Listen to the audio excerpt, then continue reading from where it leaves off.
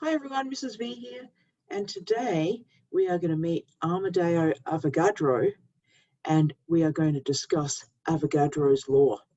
So let's get that whiteboard on and meet this guy. So Amedeo Avogadro, of course we know Avogadro best for his number, but this was something that the Avogadro constant was named after Avogadro as a tribute to his work, rather than his work being about the Avogadro constant. So a little bit about young Avogadro. He was born in 1776. He actually graduated in ecclesiastical law, so he was into church rules when he was only 20 years old. But soon after this, he dedicated his life to physics and mathematics. He started teaching high school in 1809 and really ditched that fairly quickly and started teaching at the University of Turin in 1820. In 1823, he actually got the sack.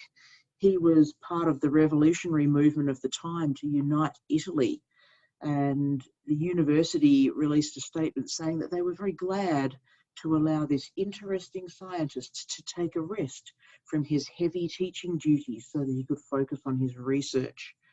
He was, however, reinstated to his teaching position in 1833. He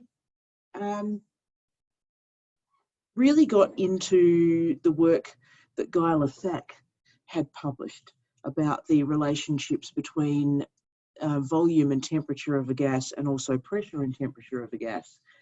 And from that, he actually made a hypothesis. So this came from those interested in Guy Lassac's work.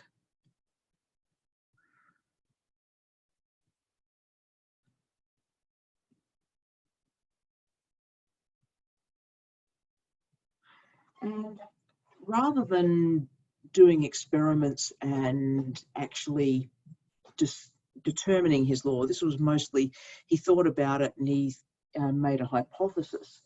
So his hypothesis was that equal volumes of gases under the same conditions of temperature and pressure will have equal numbers of molecules. Unfortunately, nobody took much notice of him making this particular hypothesis, even when 3 years later, André-Marie Ampère, that's the electricity ampere, made the same claim.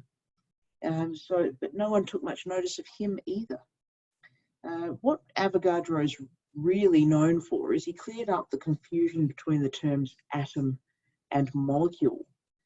So people were using those terms interchangeably, but Avogadro said that gases were actually composed of molecules, and that those molecules were composed of atoms. And even John Dalton had not come up with that idea.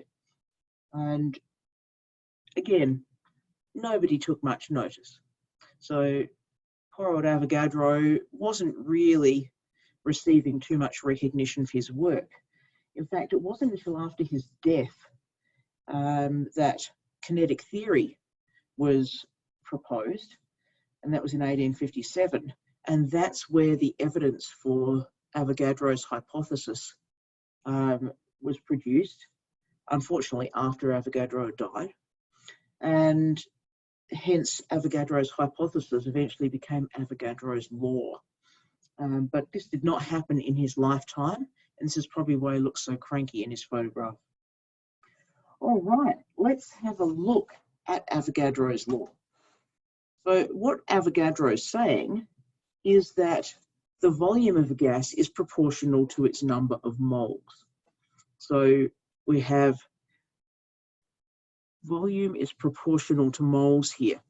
And of course, we've done enough of these proportional relationships now to be able to do the algebra. We know that that means volume is equal to some constant times by moles, and that volume over moles is equal to a constant.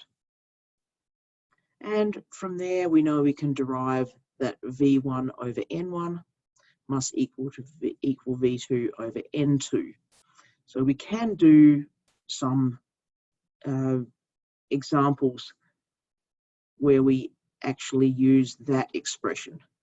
Mostly though, Avogadro's law is applied to two special cases.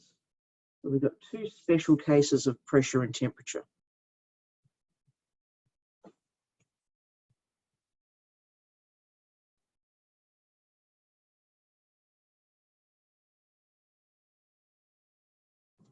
Okay, the first one is called STP, which stands for standard temperature and pressure.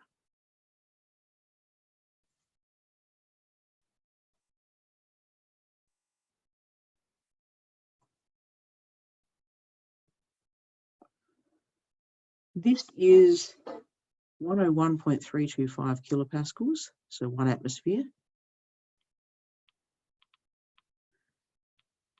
and 0 degrees Celsius, so 273 Kelvin.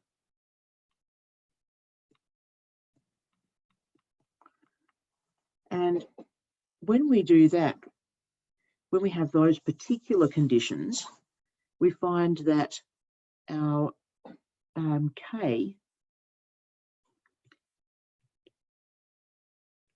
in V equals Kn is 22.41 litres per mole.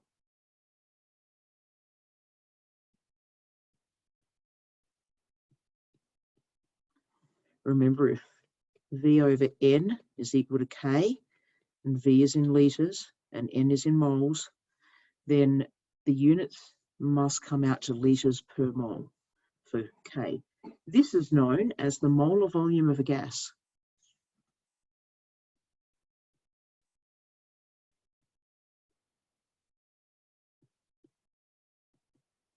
This one's at STP. So the molar volume doesn't, if N equals 1, if you let N equals 1, then you have 1 mole of gas having a volume of 22.41 litres at STP. No matter what gas it is, the particles within the gas make no difference to the actual molar volume. Our other special case is SLC. Given that most labs do not exist at 0 degrees Celsius, although I would wonder in ours at the middle of winter, we have SLC, which stands for Standard Laboratory Conditions.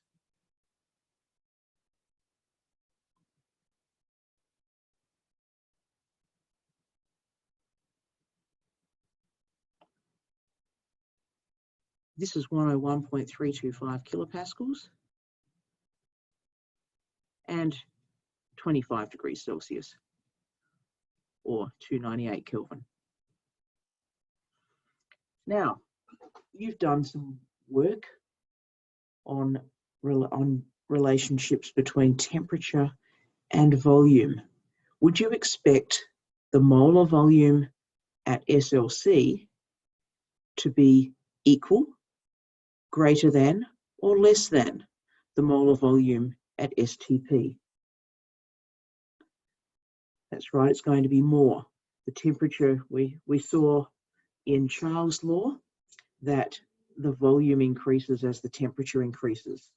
So our molar volume of a gas at SLC is 24.5 litres per mole.